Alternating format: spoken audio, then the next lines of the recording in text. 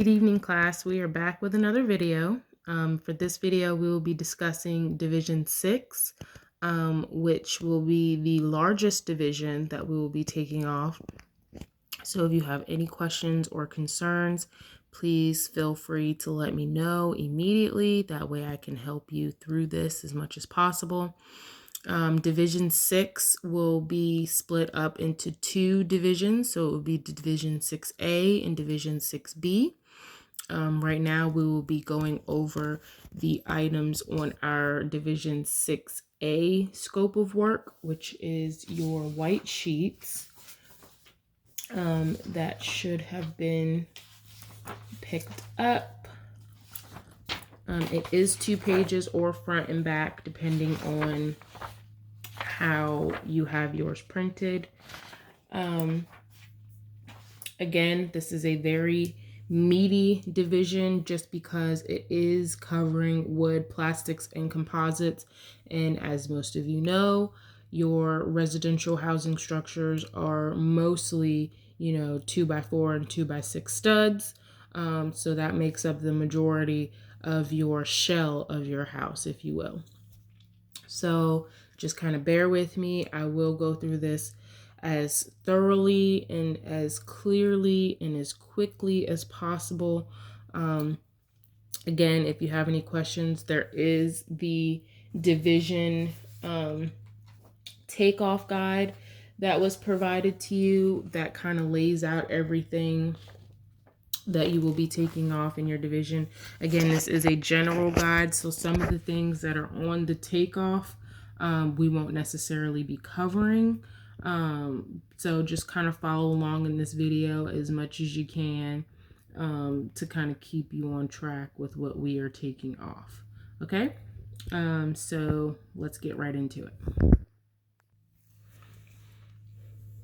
Okay, so starting with your Division 6A takeoff, you will need 2 drawings to reference. You will need your typical wall section, which can be found on sheet A2. And then you will need your foundation plan, the one that we've colored and made all look pretty. And that is on sheet A3. Okay? So those are the 2 main drawings that we will be taking a look at. If you take a look at your scope of work takeoff, the very first section is your floor framing. Okay, so this is why we will be taking a look at our foundation plan first, because our foundation plan is going to give us a lot of the information that we need in order to calculate our floor framing items. All right, so first thing up on our list is our mud sill, and it is a 2x8x16 length material. Okay, or piece of wood or stud or however it is that you want to label it. Typically, these are treated. That way, when you're going from your foundation plan to your floor framing, you have something that is kind of the anchor or the transition between the two. So if you take a look at your section cut, this guy right here is your 2x8 pressure treated sill. Okay, so that's what that is right there. And if you take a look farther up, it says that it requires a 1/2 inch rigid foam insulation, which is right here, this first line. And then if you go up a little bit more, you have a 1/2 inch OSB sheathing as well that comes right behind it. So that is if you take 1/2 inch plus 1/2 inch, that is 1 inch of spacing that your mud sill is inset from your foundation wall. Okay.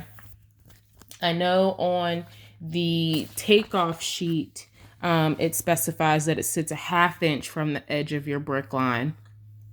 But on your set of plans, it specifies that it is 1 inch. So again, like I said, this is just a general takeoff. As we do different houses each semester, each one of these takeoffs needs to be a little bit tailored, specific through or specific to the project. So this is why we are going to kind of go through it together. That way there is no confusion when it comes time for your takeoff, okay? So instead of a 1/2 inch, we are going to do 1 inch from the edge of your brick line, as you can see as it's specified on your typical wall section.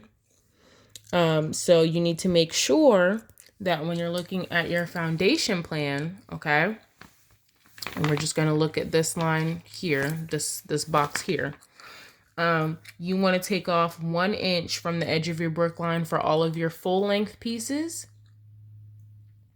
which we have specified is your horizontals, okay?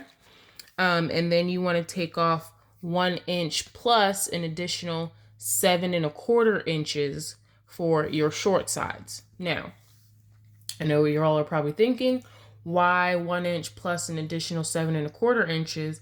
And it is because you need to take out the thickness of your mud sill on your full length piece.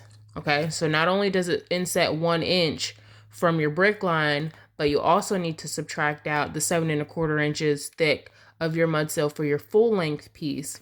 That way there is no overlap, okay? So I really hope that made a little bit of sense to you. So I'm going to kind of show you an example of what my takeoff kind of looks like, and then we will move forward, okay? All right, so bear with me. I kind of ran out of my green sheet of paper, so I am doing it on a regular white line sheet of paper, and then I will transfer it to my green sheet of paper once I go out to the store and go buy some more. So please do not copy it onto regular white line paper because I will not accept it. This is just for an example of how you need to do your calculations. And again, I do apologize. I was not expecting to run out of green paper while doing this video, but I did. So going back to what was previously stated, we said that you need to take 1 inch from your overall length calculation for your full length pieces, okay? And according to our foundation plan, our horizontals are full length pieces. So we need to subtract 1 inch, not 1 foot,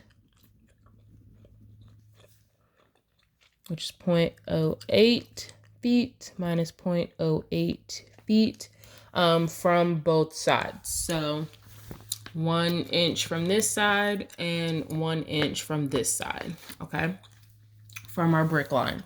And that should give us our total for that. However, for our vertical short sides, we need to take away 1 inch from both sides plus an additional 7 1/2. So, 7 1/4. So how do you get 7 1/4 inches in decimal feet? Very easy. You are just going to take your calculator and take 7.25 divided by 12, and that should give you your decimal feet increments. And then for the purpose of class, just to kind of make sure that everybody is on the same page, again, nobody rounds the same. Yours can be 0.61 or like mine is going to be 0.60 in my calculations, which is going to be my 7.25 inches. And that is going to give me my answer. So because I have these two, I obviously know, because I have these two, I obviously know that these two dimensions will also match. So I can just go ahead